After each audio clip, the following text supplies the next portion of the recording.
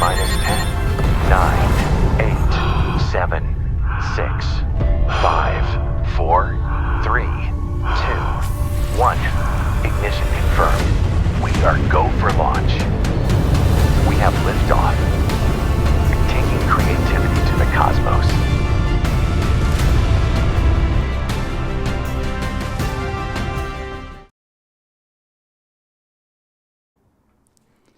What is good, Creative Fam? Brandon Washington here, and welcome back to another episode of The Launchpad.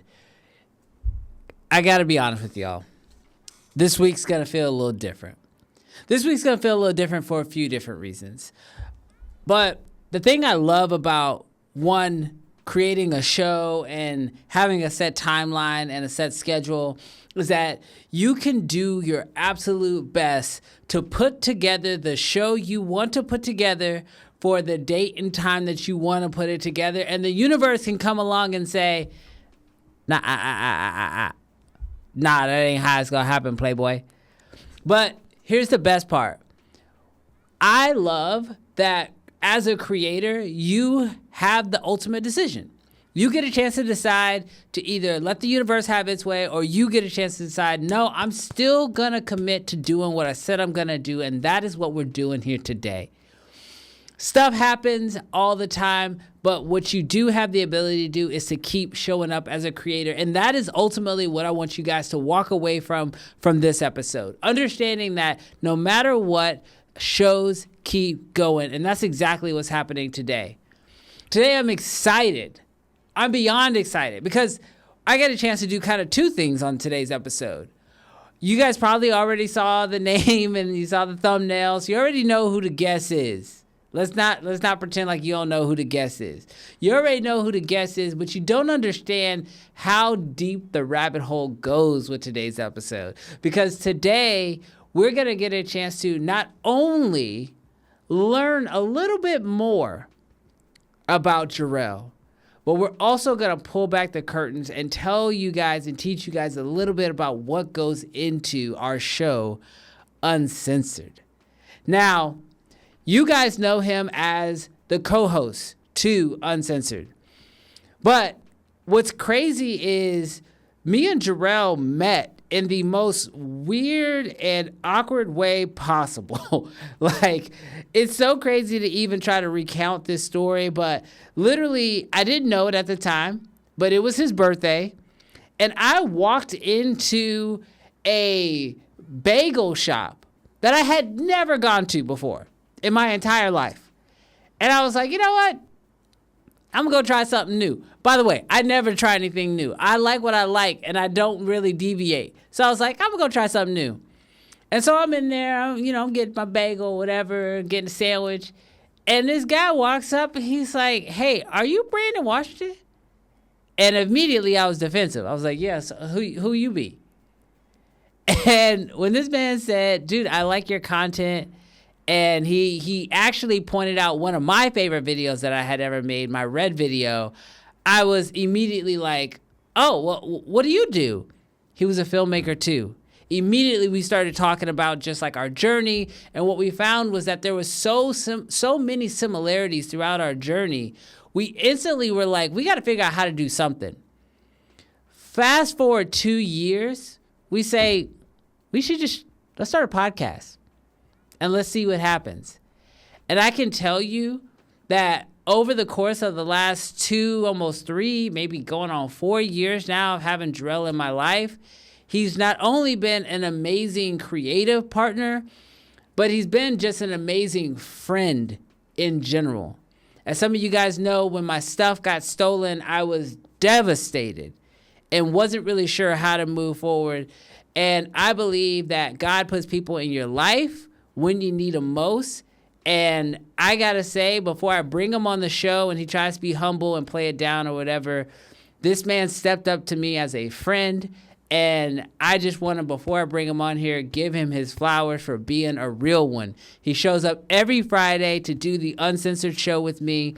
We have a blast. Yeah, he reps Canon a little too hard for me, but when it matters, his true personality shows up. and he is an amazing person. I'm excited to do this episode with him this week because you got to keep real ones around you. They say you are the average of the people that you hang out with the most. Well, putting Jarrell in your circle is going to level up your average. And I'm super excited to have him on the show today. I'm so happy to have you here. What's good, Jarrell? Brandon, you went a little skimpy on the intro. What? You went a little skimpy, bro. How is that skimpy? The way that you were like, we have some stuff in common. Bruh. We've been shooting Canon since day one, dog. Okay, calm down. The Canon T2i. We don't have to give away all. The 1DX Mark II. This man out here we have some stuff in common. I mean,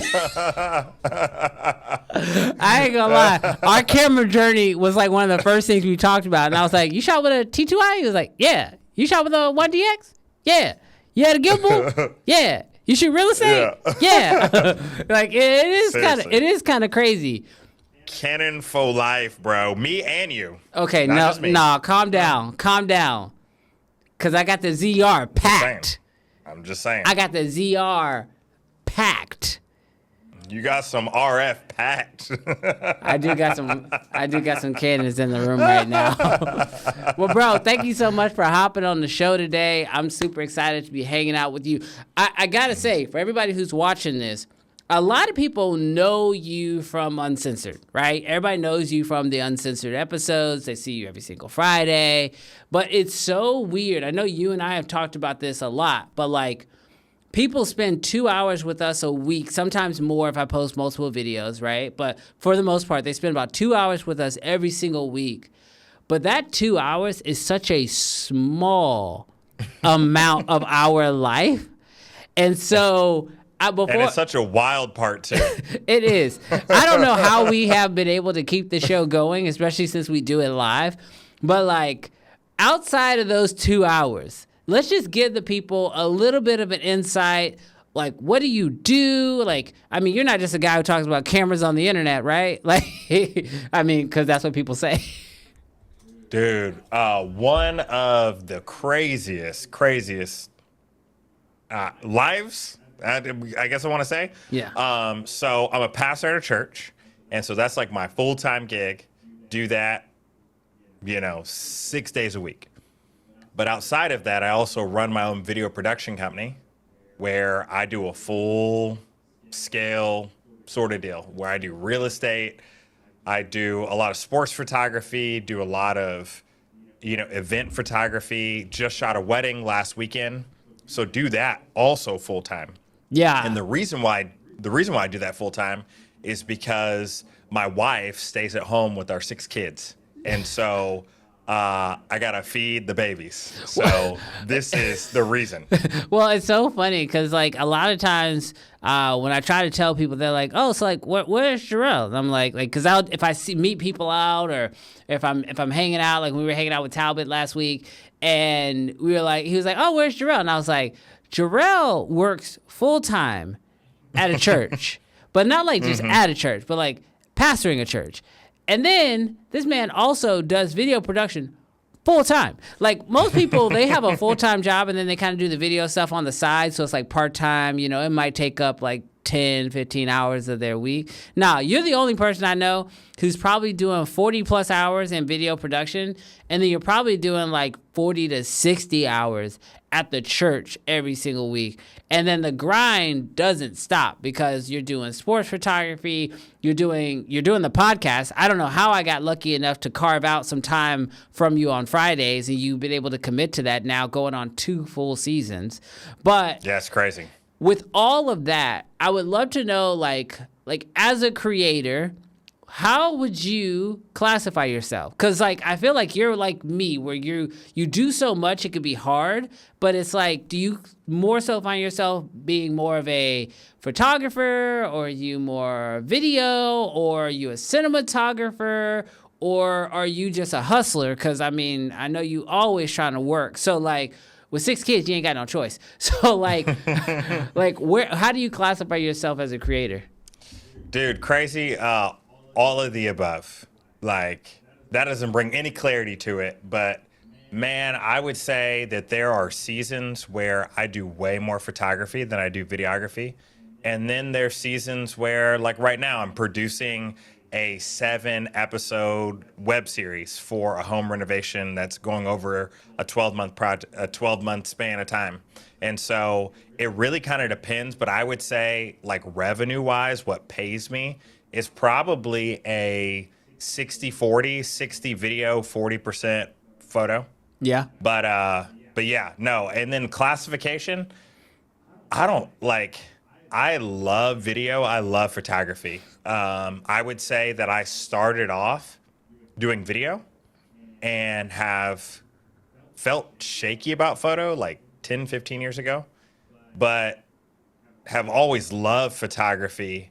And it's one of those weird things where you kind of feel an imposter in both, but like, especially in photography, until you get to a point where you're like, people are saying they love your work and they're paying you money for it. And you're like, I guess we good. So that's kind of where I'm at.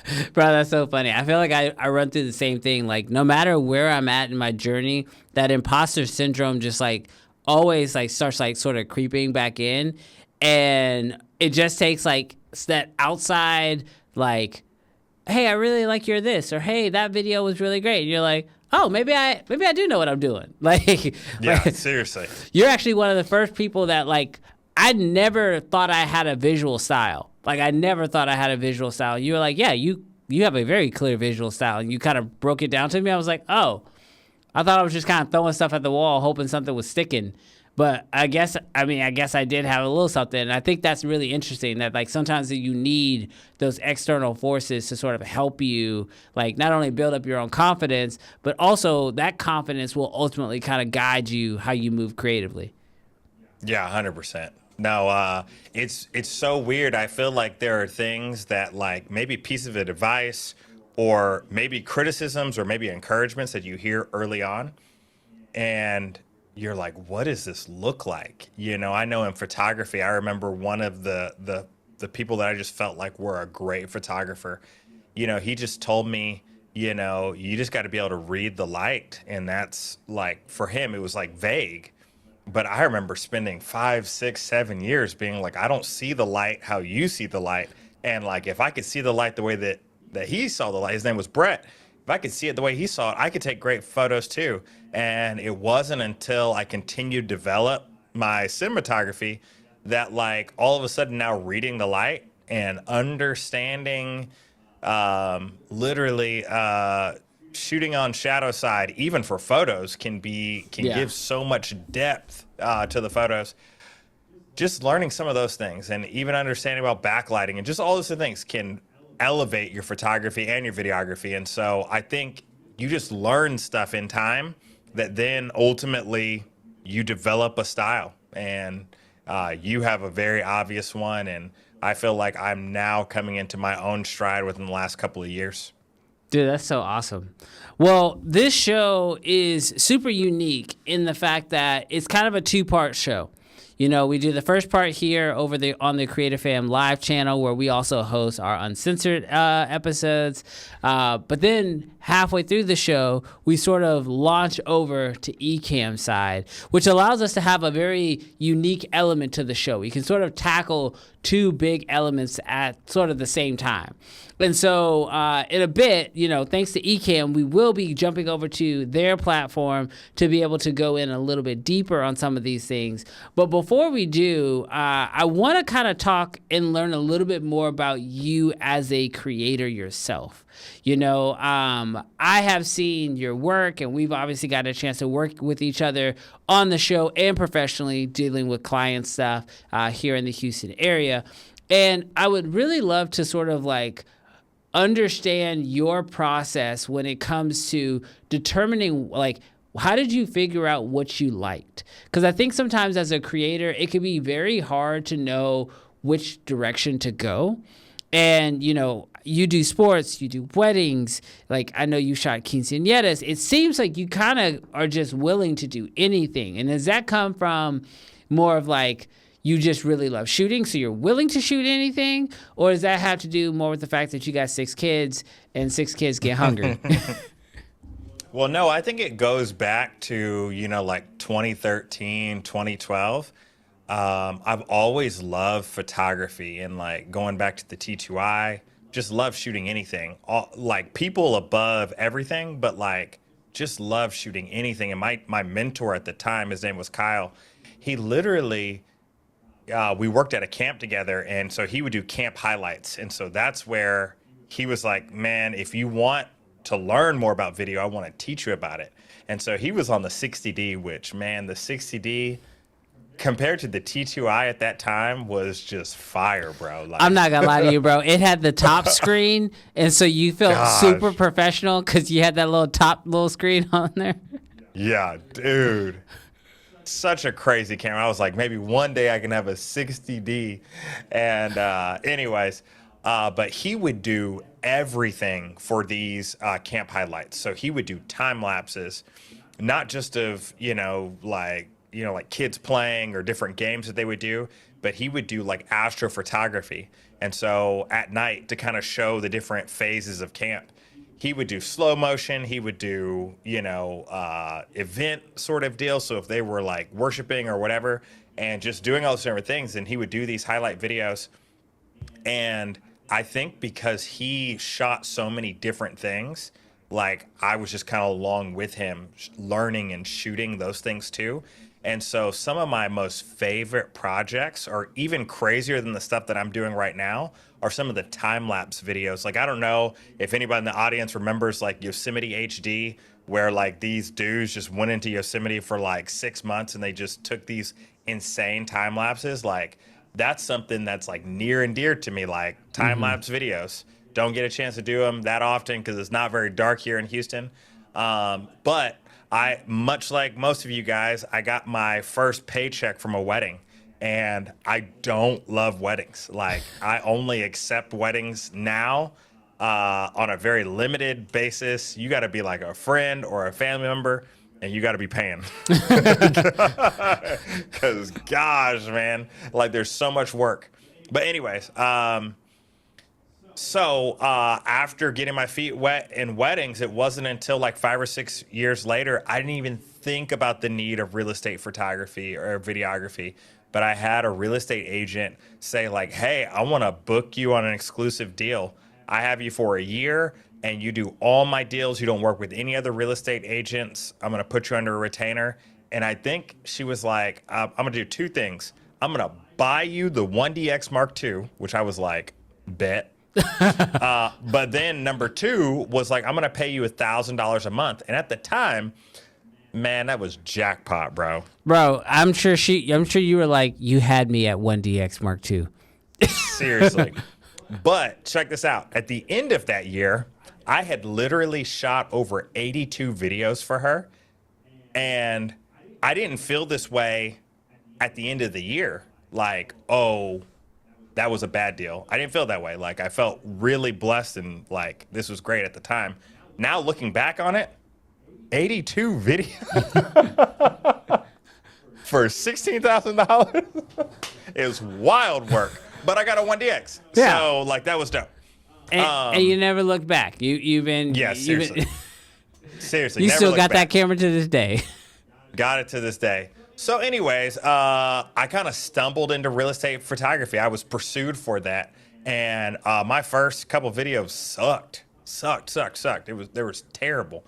But as I upgraded gimbals and bought drones, and it wasn't until I left that partnership where somebody brought me into like a multi-million-dollar luxury home in Montgomery that like, I don't know, like just something clicked with luxury. Like I kind of dislike shooting basic homes, like not to put them in a price point, but just normal 3 bedrooms, 4 bedroom, 2 bath homes. But man, I just got pulled into shooting these luxury homes that were anywhere from 3 to 10, 15 million. And man, just love doing that. And so, I know this is kind of long, but like the next kind of phase I get pulled into, once I realized I could help real estate agents with their needs, I realized, man, I could help businesses with their needs. Like not just thinking about the video component, but really thinking about marketing and solutions to their business.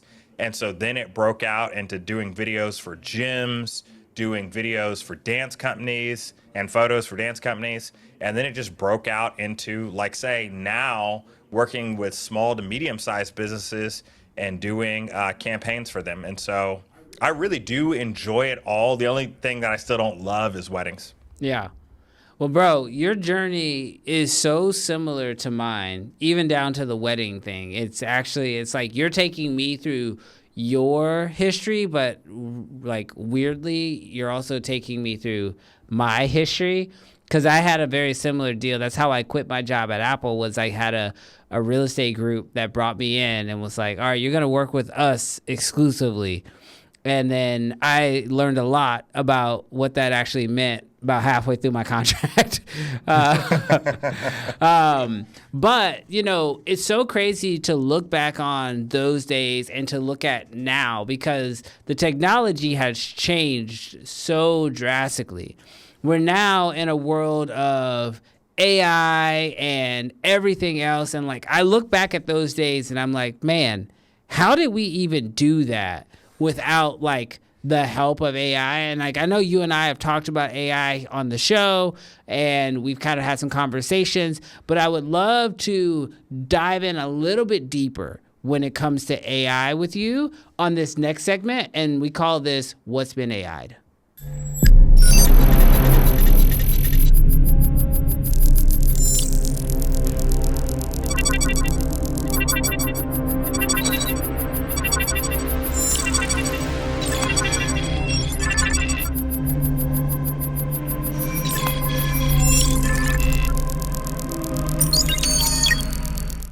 All right, bro. So here's the deal.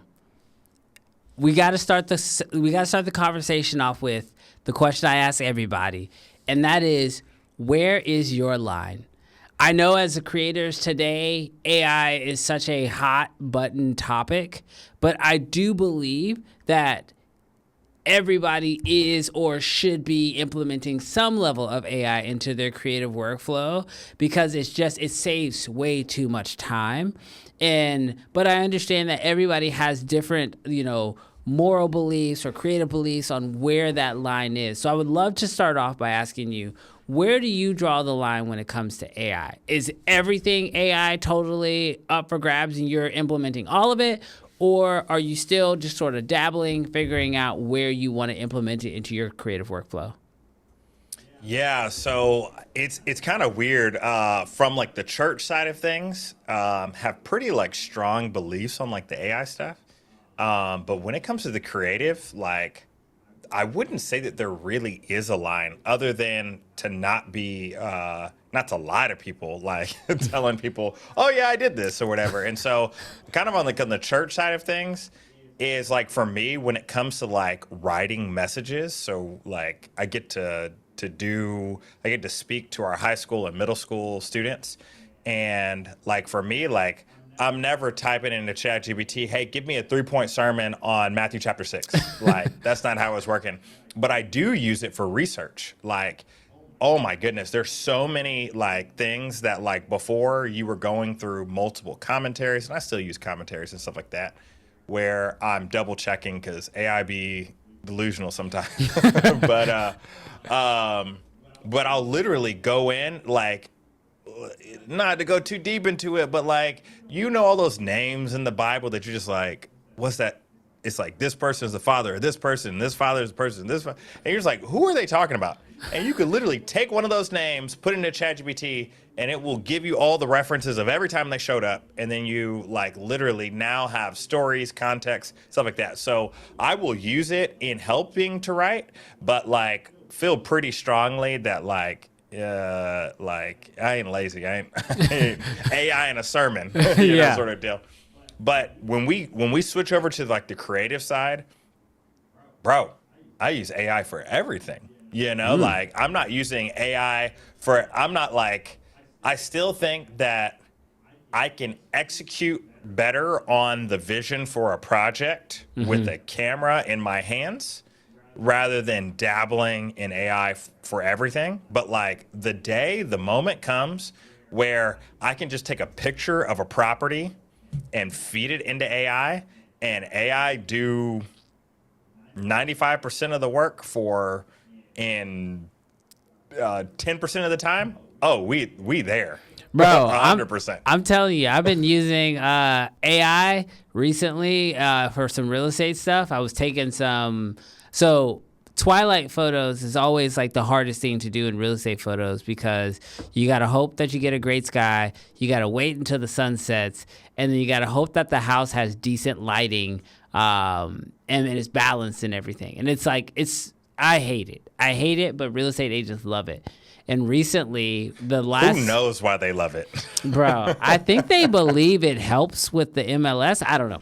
But ain't nobody care. recently, I started the last 2 houses I did Twilight for. I also took a daytime photo, fed that through a Nano Banana AI deal, and told it to give me this exact same house, but at twilight. But don't change any elements of the actual house. And tell me why my creative ego was like punched in the face when what it generated was better than the Twilight photo that I actually took of the real house. And I was like, oh yeah, we cooked, dog. And for sure. And why am I staying out here till 7:30, 8 o'clock at night? Like, let's get this thing done at like 12 o'clock when the sun's high and we're good. Like, we're fine. Bro, that's a life hack. Like, charge people for Twilight photos. Take them at noon. y'all need to get on this AI game. No, even before with Twilight photos, I was using different pieces of software to do sky replacements already. That sort of deal. Yeah. But Nano Banana sounds crazy. Yeah, that one's pretty good. So let's talk about some of the tools that you're using, because I know you said you're using kind of AI kind of like sprinkled through everything you're doing creatively. What are some of the different AI tools that you are currently using, and how are they actually helping your workflow? Oh my goodness, I can tell you the biggest time saver, the literal thing that has reinvigorated my love for photography is Evoto, EVOTO. I used to literally in Photoshop or in Lightroom, but especially if it was a bad job, like a lot of acne or a lot of cleanup, man, I would spend 15, 20 minutes Photoshopping a photo. Oh, like retouching a person. Yeah, retouching. I'm not even talking about like 10 years ago. Like, I'm talking about like a year ago was like literally spending 15, 20, 30 minutes per photo. And I would do albums and galleries of thousands of photos. So spending so much time. Evoto now is one click, especially if you set up your own presets, and it will whiten the teeth, brighten the eyes, smooth the skin, not the fake plasticky skin, give it texture, dodge and burn, get rid of the wrinkle, like, bro, in half a second. I cannot tell you how many years this is literally added back to my life, which is crazy. So using Evoto, also using, what is it called? Aftershoot for when I take 50 to 200,000 photos for an event, which sounds like crazy work. But when I take that volume of shots, I'm using Aftershoot to cull and to edit the photos. And when I tell you, Aftershoot has literally saved me months of time and has made me $30,000-$40,000. Aftershoot, legit. Can't give a higher thumbs up. Now, it's not perfect, but I use it a ton. Throw in Photoshop, generative AI, especially using Nano Banana now, using that for generative fill and all sort of things. Using captions for reels that I'm not that I don't care about, but just real quick reels, using captions. And I'm probably using more ChatGPT for sure. Yeah. ChatGPT every day for almost everything. Yeah. So probably a few more. That's so crazy. I feel like you're using AI the same way that I'm really always trying to think about how to use it. And that is what is going to speed up the slowest part of my current process. Like I just found this one called Gling, Gling, and it cuts down A-roll better than any editor like I've ever seen. Like you literally can just like take like you just take your A-roll, you upload it to it, and it just chops it down and gets rid of all the gaps. Or if you said anything 2 or 3 times, it erases it. And what's nice is then it spits you out like an XML file for DaVinci, for Premiere, or for Final Cut. And like I'm talking like cutting down 30-minute A-rolls in like less than 10 minutes after it's all done. Like, have you exclusively moved to that?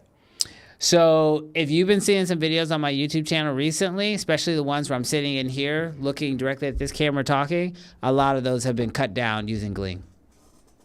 Now, how much are you having to clean up after it? Very little. I mean, and the nice thing, that's wild. What's crazy is like so the way that it gives it to you is very much like Descript, where it's in text form. So you can just sort of like read through it really quick or play it back at double speed, which is what I do. And then any sentences that you want to take out, you just highlight them and delete it, and then it trims it out of the video. So then you hit export as an XML, and then boom, it's there. But the nice part is it's non-destructive. So if you accidentally deleted too much or something, you can just literally drag it back in, and then you have it right back in your timeline. Now, is it like a credit system? So it's a subscription. It's a monthly subscription, but it's like unlimited. Dude, that's wild. That's wild work. Yeah, it's pretty insane. I absolutely love it. It's been helping me a lot. I wish it would do multicam editing for podcasts, because I know Premiere has Autopod, and I'm super jealous that there's not like a really good alternative to that for Final Cut yet. But I mean, AI editing, culling, like those are the things I believe as creators we need the most. Like the image generation stuff is cool, it's interesting, whatever. But like save me some time so I can make more money. Yeah, for sure. 100%. Now, truth be told, the day that we get a AI complete editor, I'm talking I could just like take my memory card out of my camera, plug it into my computer, and just walk away, and then I come back and I have a video done. That's what I'm waiting on. That's what I'm hoping shows up at least at some point in the future. I don't know if that'll ever actually happen or not, but you know, AI's done crazier things. Yeah, I'm using Captions, and Captions does, it's got like templates that you can do like AI edits. And at first time I used it, I was like mind blown. Like I was like, the way that it's doing sound effects and the way that it's bringing in B-roll, I was really excited. But the more and more I've used it, and I'm not crapping on Captions, I use it every single week for my reels. But the way that the B-roll is like becoming more and more like what they think that you want, but like not quite there, I feel like it's going to be hard for AI to be like a full send service, it does everything. But I mean, who knows? Like we had the Will Smith video, what, 2 years ago? 3 years ago? Yeah, 3 years ago. And now that fool eating spaghetti. Blowing minds. That fool eating spaghetti for real. So who knows? All right. Well, we're going to hop into a new segment. This one is called Cosmic Choice. And the entire point of this is I'm going to ask you some fairly difficult questions, and I just want you to answer honestly. Your thoughts, one or the other. You ready? Got it. Let's do it. Citizens of the cosmos, boys and girls of every galaxy, sit back, relax, and let your imaginations soar, because the moment has arrived. It's time for Cosmic Choice.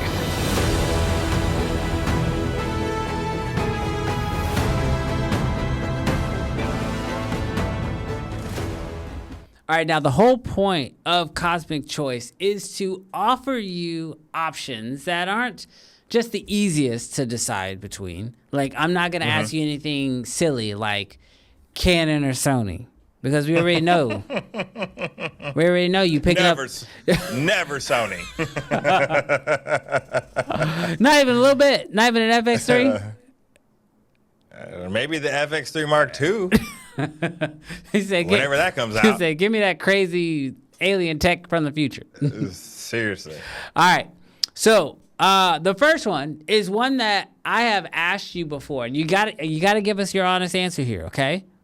All right. Would you rather shoot photography but never be able to shoot video again, or would you rather shoot video and never be able to shoot photography again? Wow, that is too tough.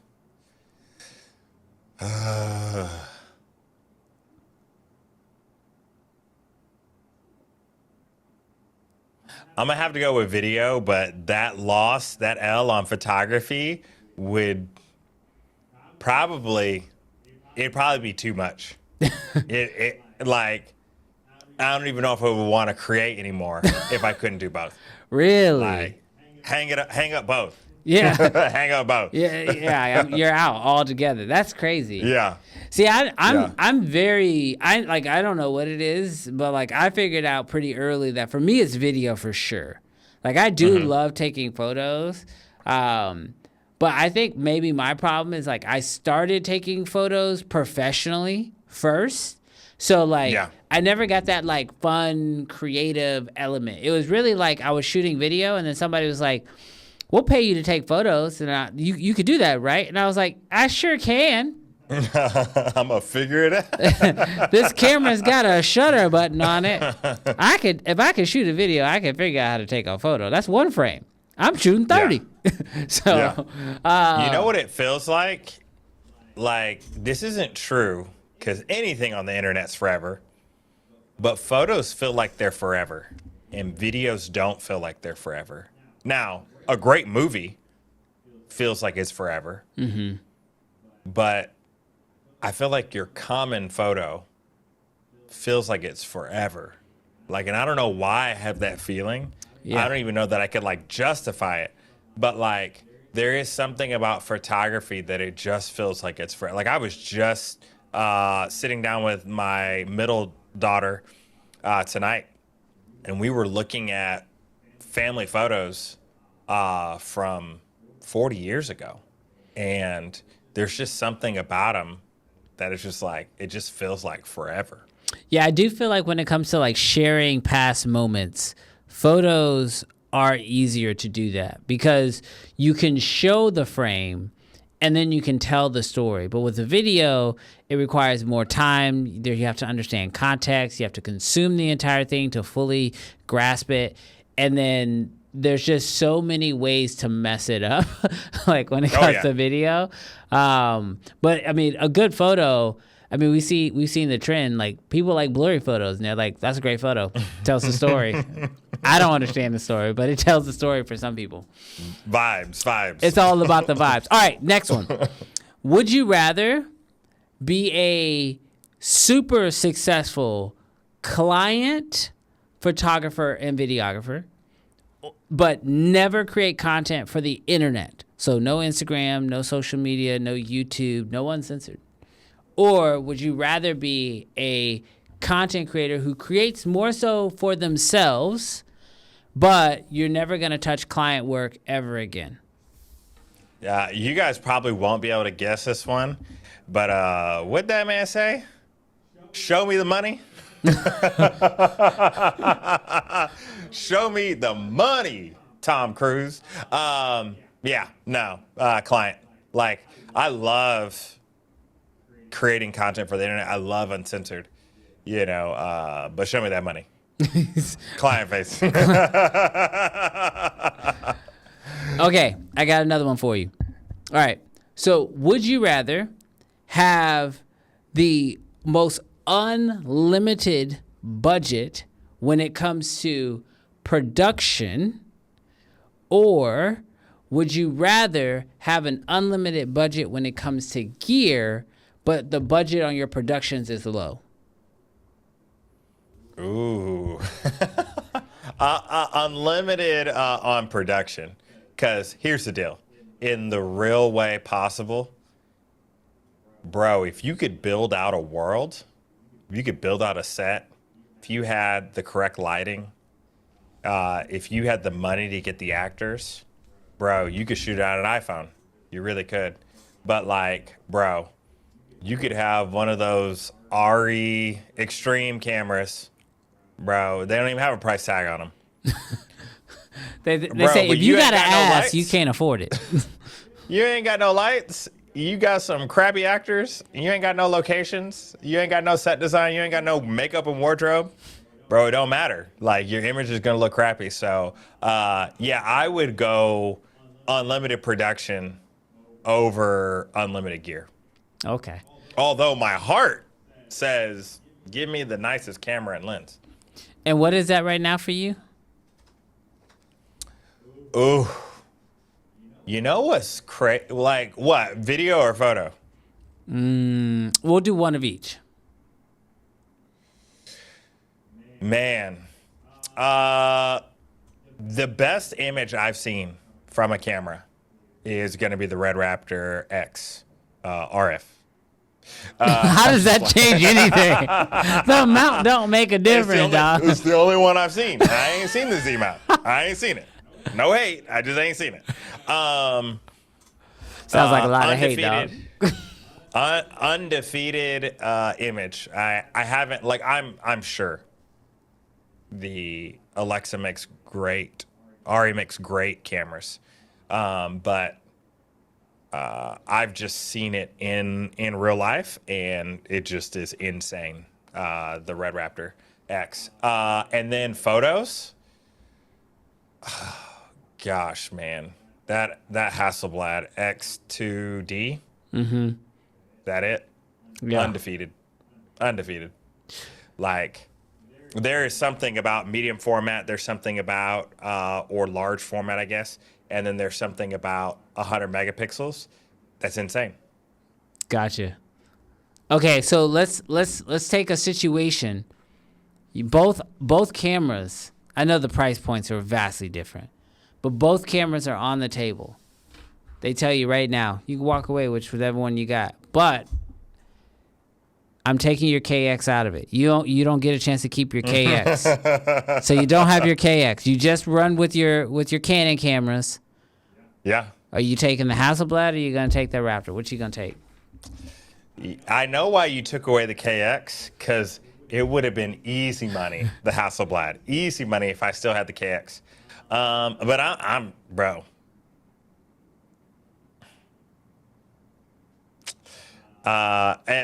Am I skirting the rules, or is this my camera for life? This is your camera for life. What you going with? Because if we skirting the rules, we getting the Red Raptor X, selling it, getting a KX and a Hasselblad. No, you can't If we sell skirting it. the rules, You can't. Nah.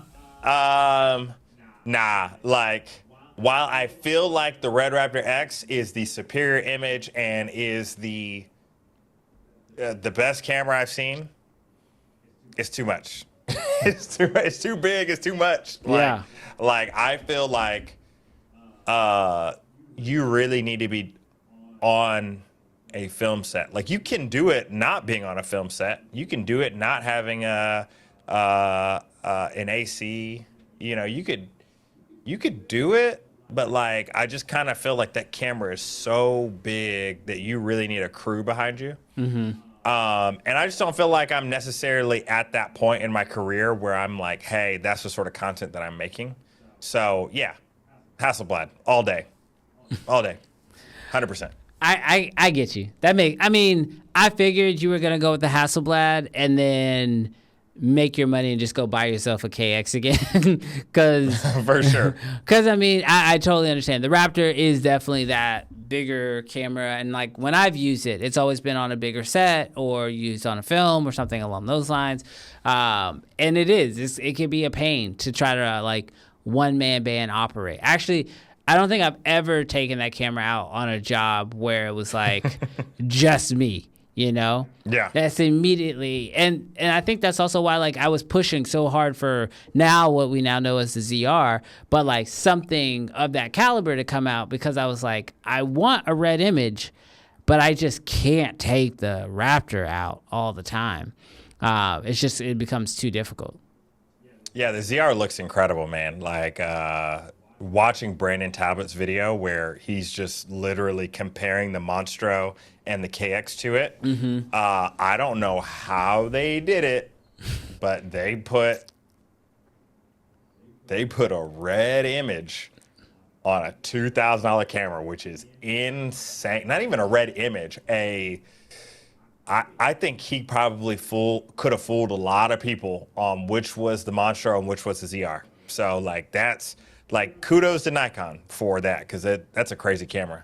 Yeah, no, it's absolutely insane. I won't make you talk too much about, Nikon right now, because this is your episode. I can be real. I can be real, bro. Like release some firmware updates. We might be buying a Nikon. So you better chill out. The Canon people gonna come for you, bro. They know where you stay. They coming for you. We step out sometimes. we can have different camera brands under the umbrella. You know where home is, but you can have vacation homes. we can have a couple of different camera bodies. Like, we good. Especially because, man, I feel like just doing camera tests. I think it's because Red is so versatile that you literally can match so many different, even camera brands to it. I think because it is so versatile. But like, I have matched the C70 to the KX in a way that it decreased my desire to literally go get a B cam for the KX. But I will say, at $2,000, 22, I don't know, 21, 22, it kind of feels like a no-brainer for a B or a C cam, on a Red production, especially if we get a few more firmware updates. Yeah, no, it's pretty insane. All right, one other thing that we try to do with this show is, we do love talking about our gear, and we do that every Friday ad nauseum. But the conversation of story is always coming up. And I know right now you're currently in the middle of a long shoot that you talked about that's going to basically be the extent of a year worth of coverage. That's going to be then cut into 7 different episodes. And I thought it'd be really interesting to sort of talk through your process when it comes to coming up with stories, because regardless to, whether we're live and we're talking about our experiences, or you are shooting stuff for clients, it is ultimately the story that is what people remember. Even when we talk about the photos, a lot of times, like, I'm sure when you and your daughter were going through the photos, you were telling stories about who different people were and what was happening during that time period. And so I think as creators, story is so important. So I want to hop into a segment we call Story Spark and kind of get your philosophy when it comes to story.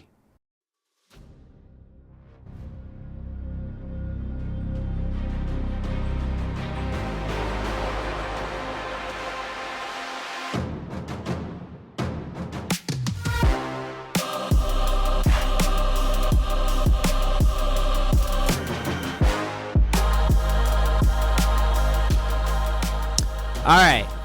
So the whole point of Story Spark is to talk a little bit about the process when it comes to coming up with stories, and to even ask you sort of what is your framework. So before we go any further, I would love to know, what is your thought around story when it comes to creativity? Yeah, so this project that I'm working on is going to be the most stretching that I've done. I've done a few short films before, but this is going to test every bit of my storytelling and directing. Basically, this renovation company bought this property. They've had multiple buyers fall through, and now they're in a place where they have a buyer, and they are going to be tearing down this home and doing a really kind of reality TV show type vibe and feel like HGTV of telling the story of how they bought the home, how different buyers fell through, how they found the right buyer, and now all of the high stake moments of budget and literally issues with the city and following through of permits and all sorts of different things. And for me, it has been extremely stretching and challenging because while you have to be creative in the story, whether you're trying to be accurate or you're trying to embellish, what I find for creativity, that my secret sauce is organization. Like, oh my gosh, like they're shooting over a year time, not being organized will not allow me to be able to tell the best story because I literally will be in a place where I will just have terabytes and terabytes of footage. And if I don't organize that well along the way, the best story won't be told. And so that's pre-production and organization are kind of my secret to doing story well. So when you come to like, you know, shooting something like this where it is changing in real time, I mean, like you don't know, like technically the house might never get finished. Like we don't know, you know, there might be some crazy permitting issue or the house gets termites or something wild, right? So how do you navigate telling a story when you don't for sure know what the outcome of the story is going to be? Yeah, I'm going to tell you from the practical and I'm going to tell you maybe from the subjective. The practical, make sure that your client, if you do what I do, make sure they're on retainer. And I know that here's why this is important. Like, the story is always changing, but you're putting in maximum effort and work. And you want to make sure that you're in a place where you're happy to put in that maximum amount of work and effort when the story changes. And when you have to scrap hours of shooting, days of shooting, because the story takes a completely left turn because something's introduced that we didn't even think about or we didn't even consider. You got to be wanting and willing to wake up the next day and do reshoots and change things. And it isn't the same for every person, but oftentimes money can be a really good motivator. If they're on retainer and you're getting paid, you're like, alrighty, well, we gotta change the story, you know? So yeah. It helps to be excited about the story, but it also helps in a practical way that you're getting paid in a way that you're like, alrighty, let's hit the drawing board. And then on the subjective way, you gotta be loose and flexible. Like, I know in the beginning, we really painted ourselves into a corner in the sense that like, we're like, this is what the storyline's gonna be for the pilot episode. And the way that the story's changed 3 times since then, we found now the 3rd buyer that they finally stuck.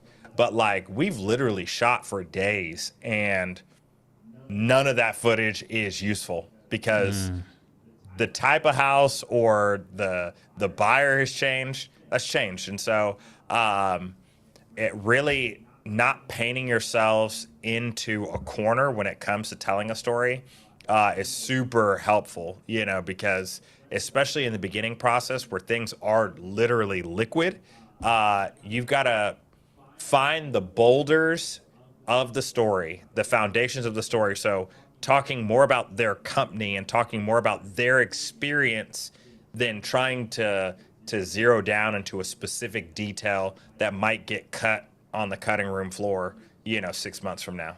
So when you're putting together this story, are you like simul editing? Like, are you like processing some of the footage as you're shooting it, like over the course of these months, so that way you kind of have an idea of where the story is going, but you're leaving yourself enough flexibility and you're also organizing your footage where if something needs to change, you know exactly what that footage is, you can drop it in. Are you doing that right now, or are you just waiting till it's all said and done and then just making notes?